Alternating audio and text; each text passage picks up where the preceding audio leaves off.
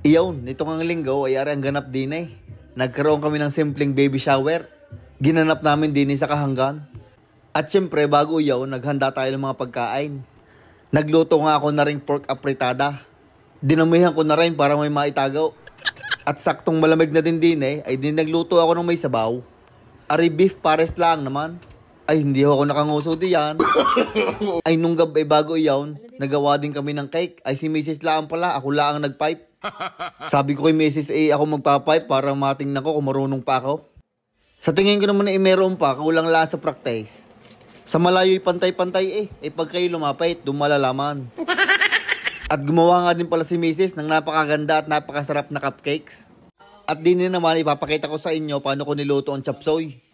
Una pa sa first, sa tulyasing malaki, nagisa lang ako ng bawang at sibuyas. Isang ulo ng bawang at isa't kalahating ulo ng sibuyas. Bagos nilagay ko na rin ang manok. Ang gamit kong are boneless, skinless chicken breast. Pero mas masarap gamitin din mga chicken thighs. Ginisa ko lang rin ng mga 2 minuto bago ko tinubigan. Siguro rin mga nasa 5 tasa laang. At naglagay nga din pala ako ng isang Knorr chicken cubes. Kaunting patak na ring tuyo. At mga 14 taktak na ring oyster sauce. At dapat masaya ka para mas sumarap. Meron din na rin 791 asin. Gayon din karami aring paminta. At atin lang ring hahaluin at iintay maluto ang manok. At iyon, may nakalimutan nga aring atay ng manok. Gigisahin ko sana ay naisip ko din nalaang at maluluto din naman iyan. Pagkalipas ng mga 4 na minuto ay nagbubula ka na, kaya nilagay ko na ring carrots. Aring aking inuna at aring pinakamatigas at pinakamatagal lutuin. Lulutuin ko muna aring ng mga 1 hanggang 2 minuto bago ko susunod aring sayote. Sa tingin ko aring mabilis-bilis lutuin at maliliit ang gayat. Birthday nga din pala ng kaibigan kong iyan, Gian Dizon, ay happy birthday sa iyo. At pagkalipas naman ng 2 minuto, ating ilalagay na mga natitirang gulay. Naglagay ako ng young corn at saka ring cauliflower. Isunod ko na rin diyan ang green beans. Sabi na nga yung kasama hindi daw kasya. Sabi ko sumakay ka pa, huwag ka lang malikot. Naglagay nga din pala ako ng broccoli at saka rin mga bell peppers. Sabay tinakloban ko na rin 2 tray at wala rin taklob. Naiwanan pa nga rin mga repolyo kaya inilagay ko na din sa taas. At pagkalipas naman ng mga 4 hanggang 5 minuto, binuksan ko at aking hinalaw. Gawa ng baka ma-overcook yung mga nasa ilalim. Ay kadami nga din na rin, kung may kaunti pa awas na.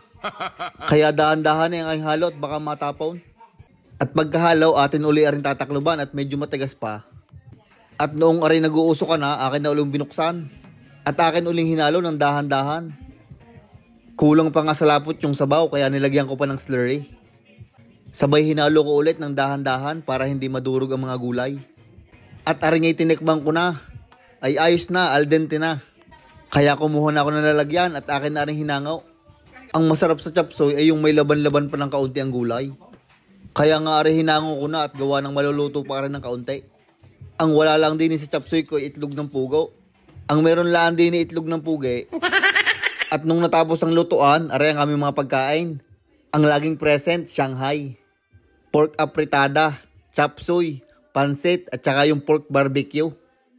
At ang aming dessert ay aring binake ni Mrs. at kaunting donut ng Tim Hortons. At yung beef pares ay nasa kalan para laging mainit. Ay hindi na ho ako nakapag-video at busy, kaya rin na lang ang mga picture.